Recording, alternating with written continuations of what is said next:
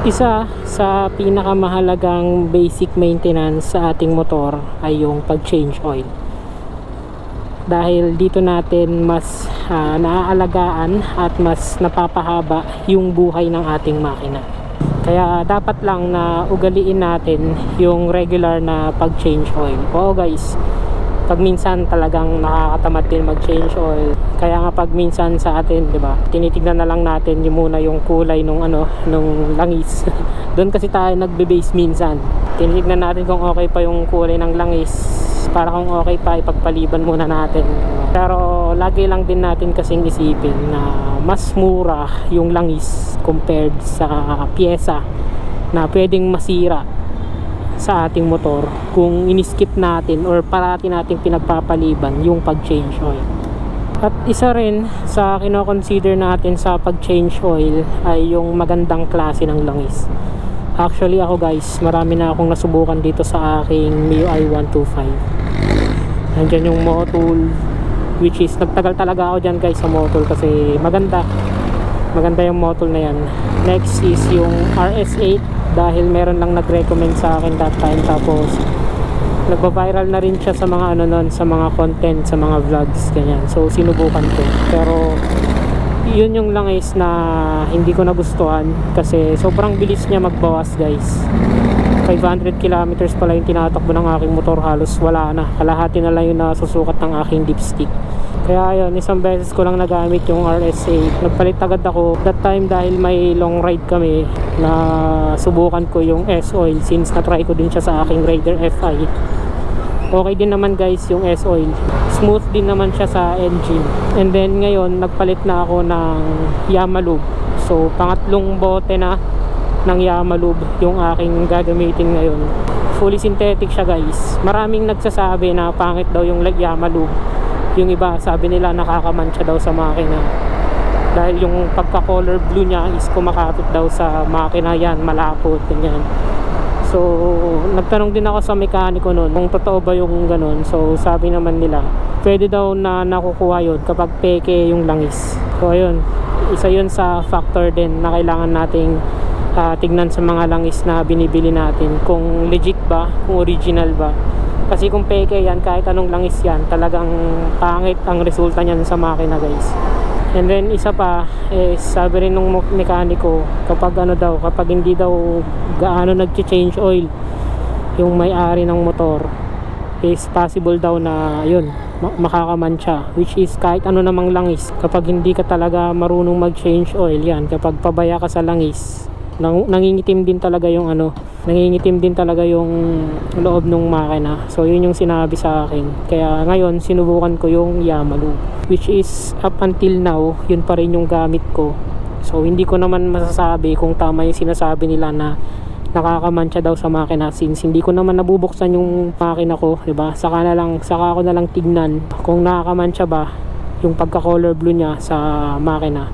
Kasi ngayon guys, kaya nagustuhan ko yung Yamalube kasi smooth naman siya sa engine. Siguro yung mga nagsasabing pangit yung experience nila sa Yamalube, siguro fake yung mga nabibili nila. Kasi Yamalube, maganda naman ang Yamalube eh, 'di ba? Lalo na yung sa gear oil pa nila. Ginagamit nga rin yun ng ibang brand eh. Ibang like Honda, Suzuki. Sa Suzuki nga nakikita ko ginagamit din yung Yamalube eh. Yamalube na gear oil. Di naman siguro gagawa ang Yamaha ng product na ikakasira ng pangalan nila, diba? Kaya ito, up until now, yun pa rin yung gamit ko, Yamalube na blue core. Pero ang napansin ko lang kasi sa Yamalube na blue core guys, blue siya nung nilagay ko, pero ngayon tinignan ko nung sinukat ko is bakit parang may pagka green na siya. Ewan ko kung bakit ganun guys, may pagka green na yung color ng ng aking langis. So ayan guys, yan yung basic na masasabi ko dito sa Yamalube. Wala pa akong nakikitang problema or pangit sa paggamit ko ng Yamalube, kasi ngayon nasa 1,000 na yung odo niya mula nung nagpalit ako nung nakaraan. Nung sinukat ko kahapon, dahil doon ko napansin na nag color green, is parang hindi naman siya nagbabawas guys. Mamaya try ko ulit na sukatin. kasi nasa level pa rin siya eh. So sukatin ko mamaya bago ko change oil dahil kailangan ko pang palamigin yung aking makina. Tapos ang smooth niya sa engine. Sa bagay hindi ko pa nasusubukan na ilong ride to. City driving pa lang yung nagagawa ko sa kanya. Kaya isa siguro yun sa rason kung bakit hindi siya nagbabawas ng langis. Pero next time na mai-long ride ko to, is doon natin tignan kung nagbabawas pa rin ba ng langis yung Yamalube na Blue Core. Kasi normal na sa guys, normal na sa mga naka MIUI 125. Alam na ng mga naka MIUI 125 yan na nagbabawas talaga to ng langis pagdating sa long ride. Dahil siguro sa pagka air cooled niya, ganyan, mainit yung makina kaya nagbabawas talaga kasi wala naman wala naman usok, wala namang bakas ng langis dun sa may tambucho, kaya malabo na baka may sira yung block. So sadyang mainit lang siguro talaga ng sobra yung makina, kaya yun, nagbabawas siya ng langis. Kaya nga every 1,000 odo, 1,000 to 1,500 ganyan, nagpapalit na ako ng langis para lang maalagaan ko ng maayos yung makina ng aking M3. Kasi yan talaga, langis talaga yung number 1 na kailangan nating regular na i-maintenance sa ating mga motor. So ngayon guys, samahan nyo ako na mag-change oil. Tingnan natin kung nagbawas nga ba to ng langis. So ayun guys, tingnan natin yung level ng langis ko bago ko siya palitan. So ito guys, check natin yung langis ko kung ano yung tamang sukat nya. So yung tamang pagsukat ng ng langis, isuksok nyo lang yung dipstick, hindi nyo kailangang i-thread. So bali parang sinuksok nyo lang siya, then afterwards check na natin. Ayan. So dito ba yung langis ko sa may letter H. So ayan, so ito ginagamit ko kasi to sa may city driving. Hindi ko pa siya na try na i-long ride. So next time try ko na i-long ride kung gaano siya kalakas magbawas. So ngayon parang hindi pa siya gaano nagbawas. Nasa 1,000 odo na to guys. Every 1,000 odo lang talaga ako nag-change oil dito sa M3 dahil nagbabawas talaga to ng langis. So ayun guys, change oil na ako.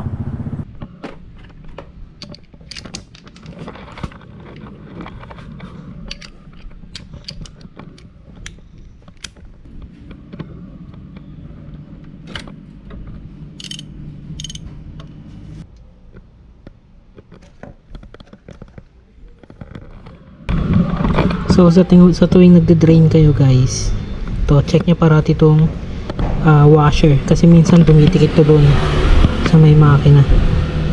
Yan, so parating may washer tong drain plug. So ito guys, paminsan-minsan every change oil, siguro every other change oil ganyan, basta kailangan paminsan-minsan buksan nyo rin to dahil nandito nakalagay yung nagsisilbing oil filter ng mga karamihan yung mga scooter, MIUI 125 ganyan, Honda Click ganyan din. Wala silang oil filter, kumbaga parang oil strainer lang yung meron sa kanila. So ito, tingnan nyo guys. Ayan, so ito yung nagsisilbing oil filter natin, oil strainer.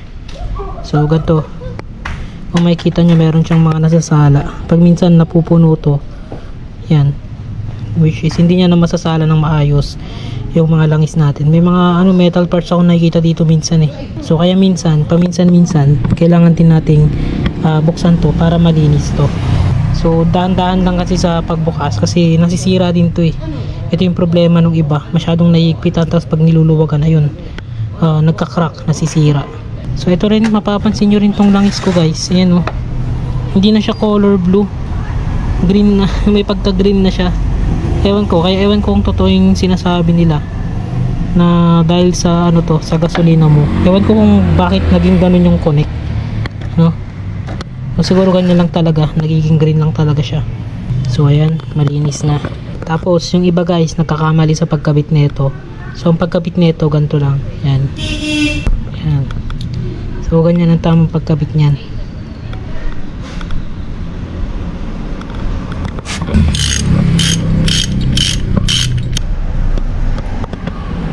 So okay na yan, kailangan ko na lang isalin yung aking langis. Yan, so by the way, ito yung gamit kong langis guys, Yamalube na fully synthetic 10W40 automatic. So ang oil capacity ng MIUI 125 is 800 ml.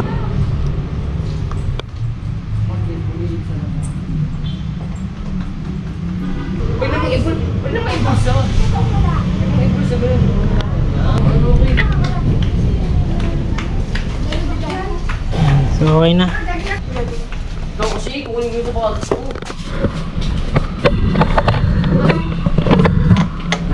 So ayan guys, after natin mag-change oil, paanda rin natin yung motor at hayaan lang natin na mag-idle.